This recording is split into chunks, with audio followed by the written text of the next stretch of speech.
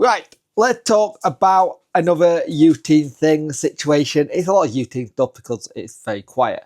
Now, Caelan-Kole Cadmarteri. Now, we had this when we had Bailey getting talked about. We had it when we had George Hurt at the time being talked around. He'd now got 40 goals for the season over the weekend, bagging the late winner against Crewe, which we spoke about earlier. Now, this is the thing, it's 40 goals across under 15s and under 18s. And he's even had a chance to train with the first team as well, which is good. But this is the other thing you've got. There is a lot of clubs in the Premier League who are already looking at him going, we want him here.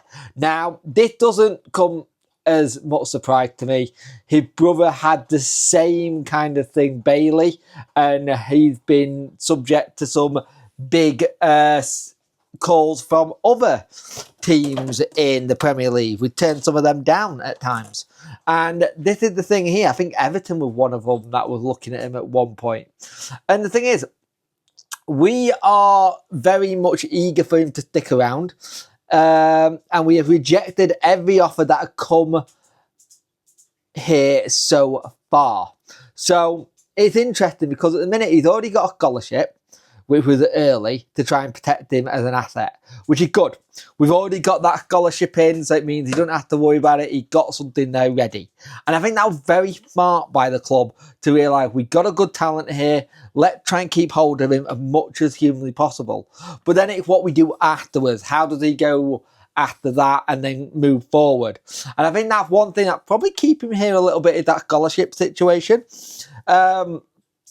It'll be very interesting to see what he does because he's been doing really well in the under-18s as they're looking to go towards the title. And the thing is, this is what Andy Sharp said. It's well publicised. We have young Cadmarteri who's done really well for the under-15, regular in the under-18, scoring goals and earning a international call-up. Sometimes you can't predict how it will go when you introduce young players and set them up. We had it in our mind to dip them into the under-18 because we thought that it was the right time to do so.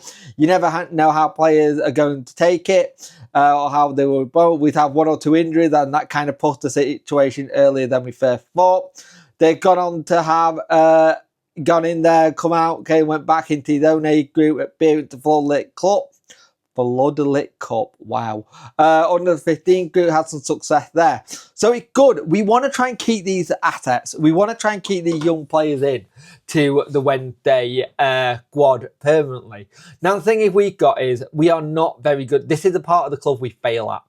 We fail it at all the time. When we have a decent asset or a decent player, we fail to either cash in on them properly or be able to put them into that limelight to make them first team.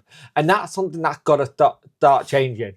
And it's interesting how we're always talking about, it's always seems to be strikers. Look at George Hurt.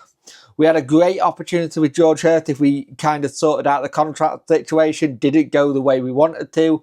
It went sour very, very quickly.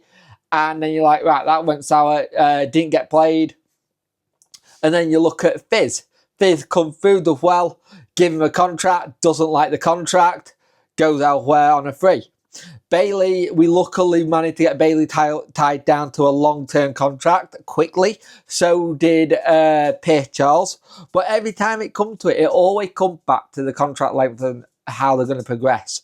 And the thing is, I don't think we progress our youngsters well at all. I think the academy, we get some good players out of it, but it's never players for us. And if we're wanting to push on further forward, you want to keep these talents. Or if you are going to let them go, you've got to make sure you can manage to get a compensation for them doing all the training here, which is normally the case. And the thing is, if you can get good youngsters out your academy into your first team, you can have it build your squad really well.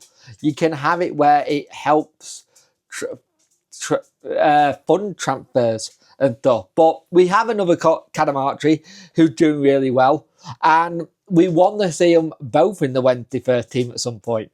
But will that happen? I don't know. I don't know because with everything that's going on, but we need to start protecting our assets.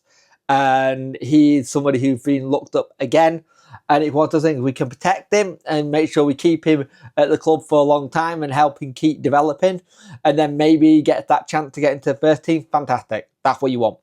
But you've got to make sure you do the right things in developing him and making sure you protect his asset for the club. But I'm interested to see how this one goes.